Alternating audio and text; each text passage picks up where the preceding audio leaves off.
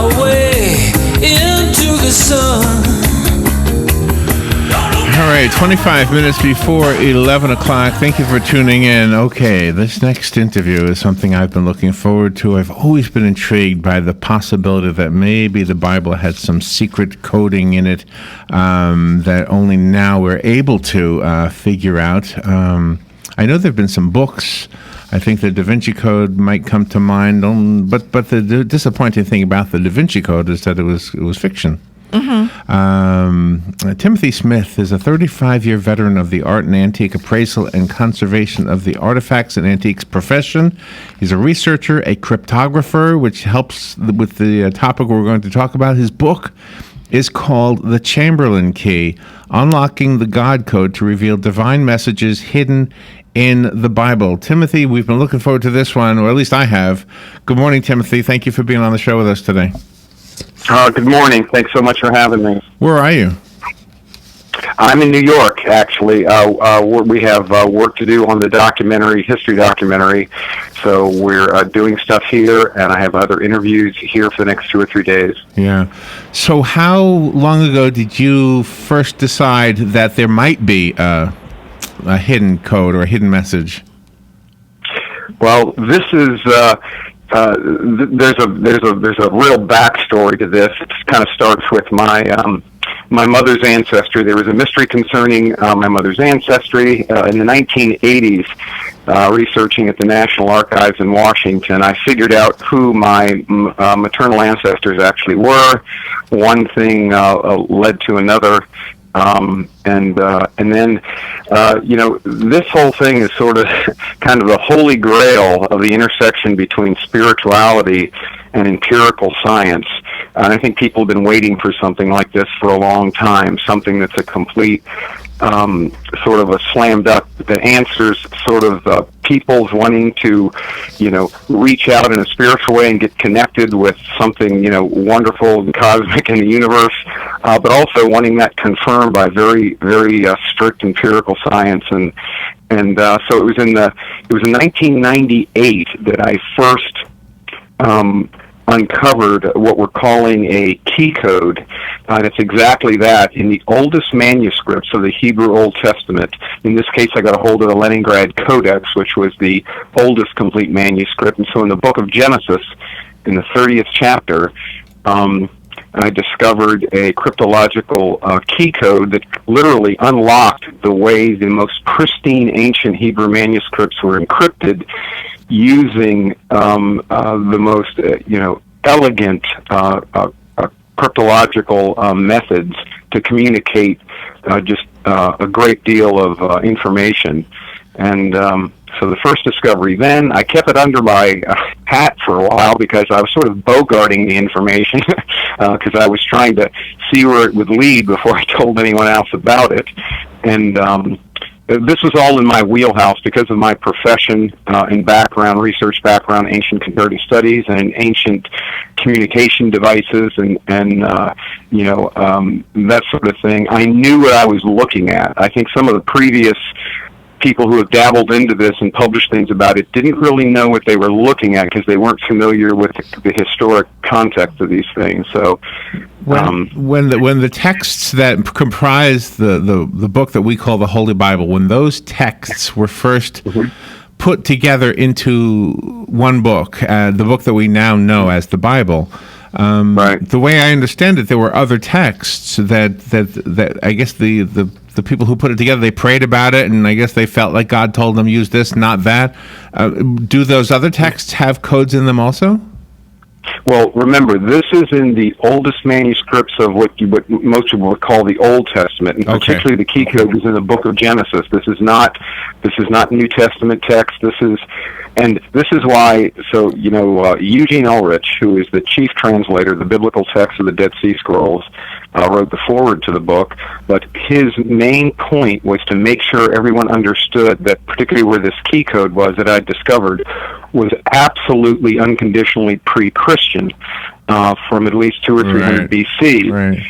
That was a very point to make, because this quickly unraveled into information regarding the virgin birth, the life, the trial, the crucifixion, and the resurrection of Jesus Christ.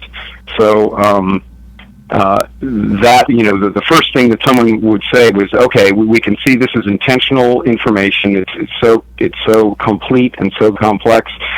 A crafty monk in the Middle Ages must have done this. A scribe working with a little geared encryption machine, which they had, could have done this. And so he went on the record to say, no, how you interpret this was done in pre-Christian times. Wow. Okay. So, forgive me for asking something that you just answered, but there's a lot of information that just went into my head. So I want to. I'm stepping back just to kind of maybe expose my inability to follow all of that. But it sounded like what you were saying is that the code references things in the New Testament that we never saw in the Old Testament before. Am I right? Absolutely, and the information is so specific. Of course, in the Old Testament, people interpret different prophecies of Isaiah and others as being prophecies concerning the life of Jesus of Nazareth. But this information, and let me say right off the bat, this does not compromise the overtext, or what you would read, the translations, how they're translated in the overtext that everyone reads. This information, not only does it synchronize perfectly with all the thematic themes and theology of the open text. Wow. These codes are placed precisely in verses, and they're synchronized with those verses. So what you're doing is that there's a verse in the overtext, and that's of course a letter sequence, a Hebrew letter sequence. Well, the information that is encoded, it just opens up and adds more layers of information that is synchronized with those verses. This is a huge responsibility that you have undertaken. Did you feel you were worthy of this? Oh boy, what a question is that? Certainly at one point, certainly I felt that I was intended to, and so you'll get that in the backstory in the book. I was obviously being led to it. I don't think any of us are worthy. That's kind of a hard thing. Whatever we do in life, you have people that all kinds of things happen to them, and if you worry about if you're worthy or not, you may trip up with it. You just got to keep going with it. You just keep going. But I guess my way of looking at it is, if there is indeed a code, and it sounds like you have figured it out, then there must have been an intent, or even somehow, I don't know, but there was an intent for it to be decoded. I mean, obviously. And if it wasn't decoded until now, for example, some of the things I just opened up at random to the page 161, and it says vertically bottom to top the word institution, the word Nazi, a mirror, and even something that translates to September 11th. When you see those words isolated like that, is that enough to give you to tell you something different than that maybe we didn't know was there? Okay, well, a lot of these things also involve just, Jungian synchronicity on steroids. So that line that's encrypted, it's only an equidistant skip of 2 or 3 that says, that is the date September 11th, and it corresponds with September 11th, 2001, is encrypted in the book of Psalms, in the verse, the only verse of Scripture that George Bush quoted when he spoke to the American people on September 11th. He quoted that verse in Psalms, though we walk through the valley of the shadow of death, we will fear no evil. He was trying to just encourage Americans, after the tragedy. And the date September 11th, 2001 is encrypted expressly in that verse. That kind of synchronicity, and the psychologists and other people especially know that kind of synchronicity is a type of intelligent communication that comes from another dimension. It sparked Jung's whole theory on archetypes, and that case, and then coming right down vertically through it is a code at impossible statistical odds. It says a mirror Nazi organization. So it gives you a feeling of what's going on there. An organization that's like the Nazi. However you would interpret it, but that's what the words say. Yeah. So how would we interpret it? To me, it's kind of clear to me when we talk about these terrorist groups all around the world and the whole international terrorism that is intended to horrify people, to frighten people, to intimidate people. I think that's a pretty good mirror image of the Nazi regime. You mentioned earlier that the key, the coded information does not negate the surface information. That surface information is just as valid and as important as the coded information. That to me was an important question that you asked. Yeah. You answered it before we even had a chance to ask that one. Right. It actually confirms it. It actually confirms the overtext. It indicates, because so many of these encryptions are precognitive. In other words, this was done, hundreds, if not 1,000 years before the time of Christ, and so it absolutely validates and vindicates the divine nature of the overtext. I don't know if you can answer the question why, but I'm going to ask it anyway. Maybe you've got some speculation since you've been looking at it for longer than I have, obviously. Mm-hmm. But why? I mean, why would God, or why would any seer or prophecy guy, why would they encode it? Why wouldn't they just come out and tell us? Well, it's the same. A great kind of analogy maybe be everything about human life. Okay, so if this was done by God, okay, by divine source, life itself. It's also a great testimony that all life, the wonder and the elegance of life that we can observe it. We see things on the surface. We see the way we look at each other, how beautiful we are on the surface. It wasn't until recently that we could unfold layers and see that we have in our blood. We have a DNA sequence that's encoded. It's a code. It's an information code that's encoded, and so there's no surprise here. If this was generated by the same source, then it ought to be like that. The fact that it was just a plain, ordinary piece of literature narrative actually doesn't make any sense. Wow, you make sense when you answer it that way. This seems to be like a roadmap, and are there warnings within the roadmap, within the codes, that we need to follow this or else God's going to get mad? Well, first of all, when you say a roadmap, let me just quickly go back to one thing, which is probably one of the most exciting things about all of this, is that some of the most fascinating codes indicate actual geographic locations, specific longitudes, latitudes, exact locations. So we've been at this a couple of years. We visited some of these locations, and at heart, I'm a treasure hunter and a grave robber. So my business, it's fancy. My CV and everything, it makes someone's career sound fancy, which it is. And I've dealt with all kinds of organizations and institutions in my work. But at heart, you get into this because you're a treasure hunter, a historical treasure hunter. So when we went to these sites, in every case we've gone, we have uncovered, unseen, artifacts, information in hidden archives that the world has never seen before, all interrelated to this and all leading to the same thing. And so we're getting actionable intelligence out of this, and a lot of support now is involved. There are other people involved who are supporting this, who are convinced that it's real, and so we're going to these places, and that's what the history documentaries about following me around and going to these places, and we're batting 1,000. But as far as warnings go, yes, I mean, there is an underlying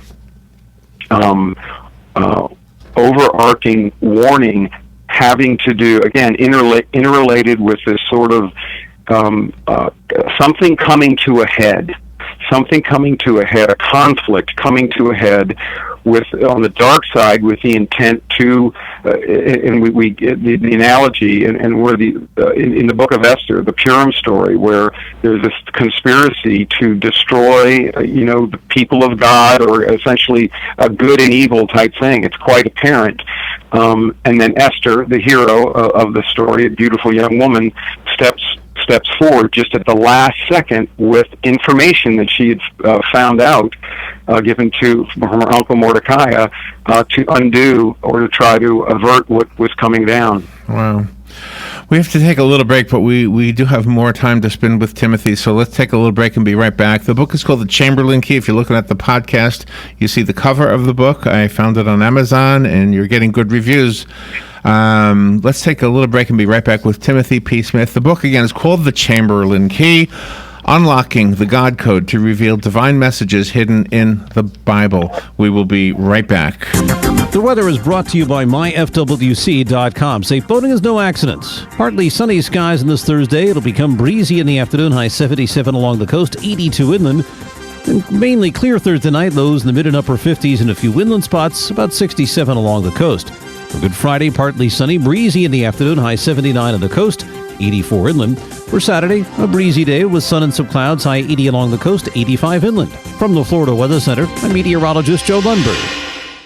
Here is your 30-second news brief. The federal government has agreed to provide $1.5 billion to repay Florida hospitals that treat the poor. The female whose body was found in Orange County has been identified as a 15-year-old girl. The Florida Senate has approved a plan to build a southern reservoir to filter water from Lake Okeechobee, and the Florida Fish and Wildlife Conservation Commission has moved 9 scrub jays from the Ocala National Forest to the Seminole National Forest to boost the bird's population. And that is your news brief from The Source. This is the beat of a normal heart. Now this is the beat of a heart of someone who just snorted or injected or smoked methamphetamine. Why? For a high. And this is what happens to that normal heartbeat. It's irregular, it's racing, it's why it's called speed, and it can do bizarre things to our heads. It can make us aggressive and violent. We can start hallucinating and end up doing some serious damage to people. Call 1-8888-NO-METH today for more information on methamphetamine. That's 1-8888-NO-METH. A message from the Partnership for a Drug-Free Florida and America. All right, Timothy P. Smith is on the phone. His book is called The Chamberlain Key. I do have the picture of the cover on the podcast as we speak right now. We've got about 8 minutes left. If you have a question for Timothy, you are definitely welcome to call in. The number is 622-9622. I don't know if we've established yet the Chamberlain part of this. What is Chamberlain? Right, so a Chamberlain, that refers to, the office in a royal household, the Chamberlain who holds the keys for the king to unlock all of the sacred archives and the treasure houses of a royal household. So Chamberlain in that sense. And so this is sort of what I feel I've been handed, given these keys to unlock these things, sacred and important, treasures, and so that's where the name comes from. We mentioned before that the coded part does not negate the surface part, the part that I can understand when I read it, and I'm thinking that maybe that's probably the most important is the surface. The underlying stuff might be for guys like you and maybe people like us who are interested, but I as a book, the Bible teaches us to, well, at least the New Testament, to love one another and to have faith in God. Those are the two big things, and I'm guessing that doesn't change it. The code doesn't change that at all. Right. Well, I would say, of course, the messages in the scriptures are timeless, and those are the timeless messages about the love we have for one another and loving God. The codes are more timely. They seem to be things that are unlocked. And again, the concept is not new. Ancient Torah scholars since the Middle Ages and early Middle Ages have always stated that the Torah was encrypted and compacted with unlimited information that would be revealed when it was needed for mankind, but always the overtext was there to give that timeless guidance to humanity that was applicable at all times. What we're finding now are things that seem to be needed to be unfolded now. Has the Vatican embraced what you're doing? Have they made any comments? I have no idea. The book's only been out for 5 or 6 days, so it hit kind of number one on Amazon right off the bat. And so I have, I'm not holding my breath waiting for the call, but yeah. All right, we'll see. This is going to be vetted, and so it's. Okay, we did. And also just can't call up. Timothy, we did invite callers to call you, so let's take some of those calls. Good morning. Thank you for calling and for waiting. You're on the air with Timothy Smith. Yes, how you doing today? I got a quick question. Timothy, are you a pastor? Are you a Christian? And another question, did you come by this by science, or you come by this by spirituality? From both. From both, I would say that, I'm not a pastor, but I'm a Christian. I was raised Catholic, but I would just refer, I'm absolutely a Christian, but I'm not a pastor. Oh, okay. I was just wondering, since, you had mentioned earlier about science being involved too, so that's the question I wanted to ask. So thank you. All right, thank you. Yeah, and I think the interesting part of this is that you said that the coding kind of reinforces, even though you got the coding from the Old Testament, from Genesis, that it actually reinforces the gospel. Absolutely. This was, as a matter of fact, there's a great deal of synchronized information that suggests that the apostles, Christ and the apostles, were absolutely aware of this, because some of the quotes from the New Testament are pulled right out of these coded information. That it's almost said in the exact same words. So it's apparent that they knew about this. Certainly, Christ would have known about it, and the apostles in the Gospels seem to have known about it as well, and can quote the codes directly. Since this is a documentary, were there any archaeological signs of the Ark of the Covenant? Okay, yes. Well, when you say the Ark of the Covenant, I'm much more interested in what was in the gold overlay box, because, what the geographical discoveries that we made seem to be all leading to, and this is something in history that's always been talked about by ancient historians, was that the high priests at the Temple of Solomon built a chamber way deep below the original temple, where the contents of the Ark of the Covenant were hidden and secured way below, and that the geographical information is leading us to that chamber. In fact, it's identified the exact location of that chamber. We know where it is. Wow. Do you know, this is probably separate from what you're talking about, but I've often wondered why Jesus talked to the disciples by different names than they were given. He would change their names, and I just do a radio show. I'm neither a pastor nor nothing. I just do this. You're a Christian. I'm a Christian, yeah. But I often wondered if he did that because maybe he knew them in heaven, like before they were born, and maybe in heaven they had those other names. I don't know, just a thought. Yeah, I certainly am with you on the fact that for instance, I personally believe in that we, all of us, have existed forever, and the names that he gave them, actually all of them, like he called Peter, he gave them names that seemed more indicative of their eternal natures, their real personalities and their natures. The sons of thunder, he would give them names that applied to their kind of inner self. I was always afraid he would call me Howdy. I know your name is Larry, but I think I'm going to call you Howdy. I was afraid that that's what's going to happen when I die.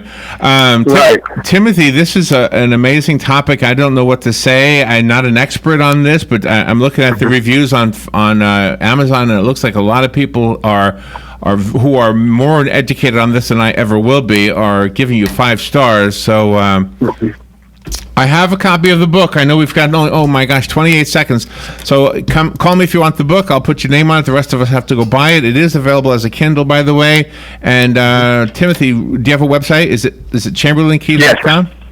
Correct, ChamberlainKey.com, and you'll find all kinds of other articles there that kind of expand on the things, because the book evokes a lot of questions, and a lot of those things are answered on the website for people to explore. All right, excellent. We've got to run. This is WOCA Ocala. If you're calling for the book, I'll get your call after we're done. We'll be right back. Fox News Radio, I'm Pat O'Neill. The U.S. military denies allegations an airstrike in Syria targeting ISIS chemical weapons killed hundreds of civilians. Meanwhile, the AP says the U.S. military is responsible for a misdirected airstrike that killed 18 allied fighters. President Trump has described Syrian President Bashar al-Assad as a butcher over his chemical weapons attacks on civilians, fueling speculation. The president now advocates regime change. Fox's John Decker. Portland, Oregon joining Seattle to sue the administration's policies on sanctuary cities, which refuse to cooperate with immigration rules. Portland Mayor Ted Wheeler. I never would have envisioned myself suing a president of the United States on an issue of what I believe is an issue of morality. The White House has promised to withhold funds from sanctuary cities. Libya's Coast Guard says it believes 97 migrants drowned when their boat sank in the Mediterranean. Fox News, we report, you decide. Sure.